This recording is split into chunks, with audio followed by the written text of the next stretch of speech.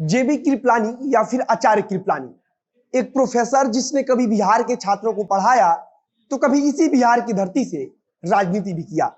एक ऐसा व्यक्ति जिसके मैदान में उतरने के कारण पंडित जवाहरलाल नेहरू ने भी अपना उम्मीदवार बैठा लिया था। कहा जाता है कि एक बार जिसने बिहार को अपना लिया वो इसे कभी छोड़ नहीं पाता है, और आचार्य जेबी कृपलानी के साथ भी कुछ ऐसा ही हुआ। वे बिहार छोड़कर गए तो जरूर, लेकिन ज्यादा दिनों तक खुद को बिहार से बाहर रख नहीं सके। आज बात उस व्यक्ति की करेंगे जो रेलवे स्टेशन पर लालटेन लेकर महात्मा गांधी को ढूंढता रहा। एक व्यक्ति जो प्रधानमंत्री पद के लिए पंडित नेहरू से ज्यादा लोगों की पसंद था, लेकिन महात्मा गांधी के कहने पर इस सर्वोच्च कुर्सी को भी त्याग दिया। आज हम आचार्य कृपलानी के बारे में इसलिए बात कर रहे हैं क्योंकि आज उनकी पुण्यतिथि है। 19 मार्च 1982 को आचार्य कृपलानी ने इस संसार से विदा लिया था। आज हम हमको आचार्य जेबी कृपलानी के बारे में बताने वाले हैं।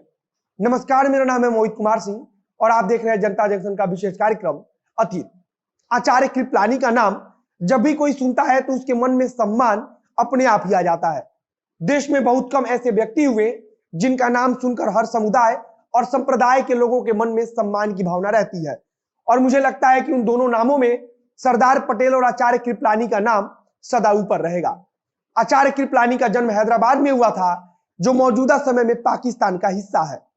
यहां भ्रमित बिल्कुल मत होइएगा, क्योंकि हैदराबाद नाम का एक शहर पाकिस्तान में भी है।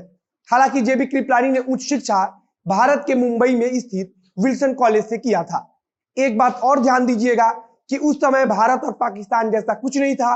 उस समय यह सब ब्रिटिश इंडिया का हिस्सा था। हम सिर्फ आपको समझाने के लिए ऐसा बोल रहे हैं। इसके बाद कुछ पढ़ाई कराची से किया और फिर महाराष्ट्र के पुणे से आगे की शिक्षा ग्रहण किया। इतिहास से उन्होंने एमए किया था। अब आते हैं उनके जीवन से जुड़े कुछ महत्वपूर्ण किस्सों पर। सबसे पहले आपको 15 अप्रैल 1917 का एक रोचक किस्सा सुनाते हैं। 15 अप्रैल की रात को मुजफ्फरपुर रेलवे स्टेशन पर एक ट्रेन आती है। यह ट्रेन बिहार की राजधानी पटना से चलकर मुजफ्फरपुर पहुंचती है। उस ट्रेन से एक खास व्यक्ति मुजफ्फरपुर पहुंच रहे थे। अंधेरी रात में उस व्यक्ति के स्वागत में मुजफ्फरपुर के एक कॉलेज में पढ़ाने वाले प्रोफेसर साहब पहुंचे थे। प्रोफेसर साहब के साथ उनके कुछ छात्र भी उस व्यक्ति के स्वागत में पहुंचे थे। ट्रेन स्टेशन पर आके रुकती है और प्रोफेसर साहब के साथ साथ उनके छात्र हाथ में लालटेन लेकर अलग अलग डिब्बों के सामने खड़े उस व्यक्ति का इंतजार कर रहे होते हैं। कुछ समय बाद जब वो व्यक्ति नहीं मिले तो लालटेन लेकर प्रोफेसर साहब और उनके छात्र प्लेटफॉर्म पर चहलकदमी करते हुए उन्हें ढूंढने लगते हैं।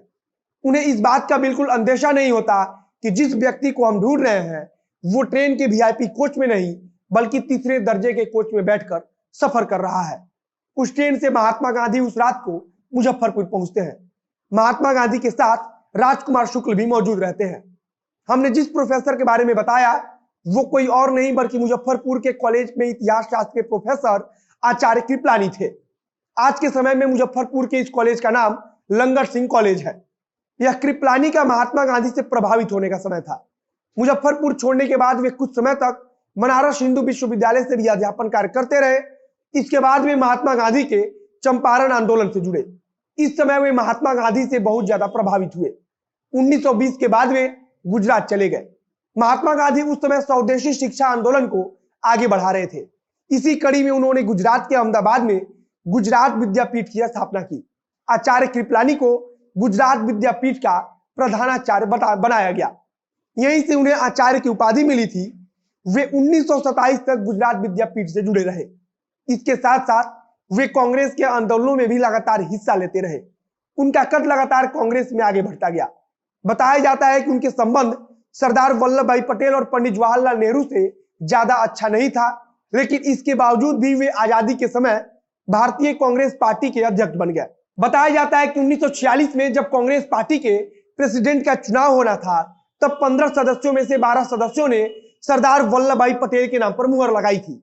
बाकी बचे 3 सदस्यों ने किसी भी व्यक्ति का नाम आगे नहीं किया था, और इस प्रकार से पंडित जवाहरलाल नेहरू का नाम असल में किसी भी सदस्य द्वारा आगे नहीं किया गया था। कांग्रेस के अंदर सरदार वल्लभ भाई पटेल का पलड़ा भारी था, लेकिन एक व्यक्ति और था जिसके बारे में कहा जाता है कि पंडित जवाहरलाल नेहरू से ज्यादा सदस्यों का समर्थन प्राप्त था।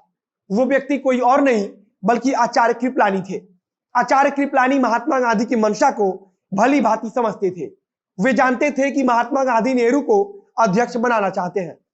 अब आचार्य कृपलानी ने अपनी तरफ से प्रयास शुरू किया और कुछ सदस्यों को कहकर पंडित नेहरू का नाम आगे करा दिया। उनके प्रयास से ही पंडित नेहरू का नाम आगे बढ़ा और फिर महात्मा गांधी की मंशा के मुताबिक पंडित जवाहरलाल नेहरू सरदार वल्लभ भाई पटेल पर भारी पड़ गए। सरदार वल्लभ भाई पटेल को लेकर महात्मा गांधी सोचते थे कि वे किसी एक धर्म के तरफ ज्यादा झुकाव रखते हैं, जो उस समय के लिहाज से भारत में ज्यादा उचित नहीं था। महात्मा गांधी ने ही सरदार वल्लभ भाई पटेल को कहा था कि वे पंडित नेहरू को सर्वोच्च पद सौंप दे। एक और कहानी 1957 की है। देश में दूसरे लोकसभा चुनाव की आहट सुनाई दे रही थी। आचार्य कृपलानी फिर बिहार वापस आए और लोकसभा चुनाव में कूद पड़े। सीट था सीतामढ़ी। आचार्य कृपलानी ने एक लंबा समय मुजफ्फरपुर में बिताया था और सीतामढ़ी मुजफ्फरपुर के बिल्कुल बगल में था। इस लिहाज से उन्हें यह सीट ज्यादा अच्छा लगा।